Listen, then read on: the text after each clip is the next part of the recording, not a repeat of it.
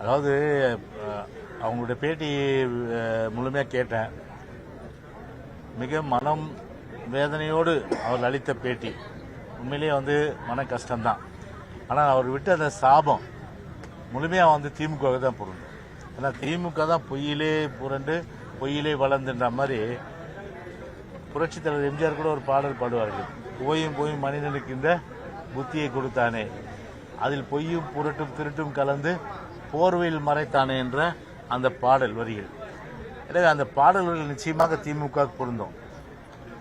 சபரீசன் அவருடைய அந்த பெண் நிறுவனம் அதன் மூலமாக இது போன்ற செய்திகளை பரப்பிவிட்டு ஒரு போலியான செய்திகளை, அது உண்மையான செய்தி, அந்த போலியான செய்தியை பரப்பிவிட்டு அதன் மூலம் அரசியல் ஆதாயம் பெற துடிக்கின்ற அந்த பெண் நிறுவனத்தை தான் நிச்சயமாக திமுகவுக்கு தான் அவருடைய அந்த சாபமே நிச்சயமாக பொருந்தும்.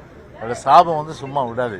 எனவே பெண் நிறுவனம் தமிழ்நாட்டிலே இட்டுக்கட்டி கட்டுக்கதைகள், கற்பனை கெட்டாத கதைகள் எல்லாம் அவிழ்த்துவிட்டு அதன் மூலம் அரசியல் ஆதாயம் தேடுகின்ற ஒரு நிறுவனமாகத்தான் இன்றைக்கு திமுகவுடைய ஒரு அங்கமாக செயல்படுகிறது என்று தெரிவித்துக் கொள்கின்றேன்.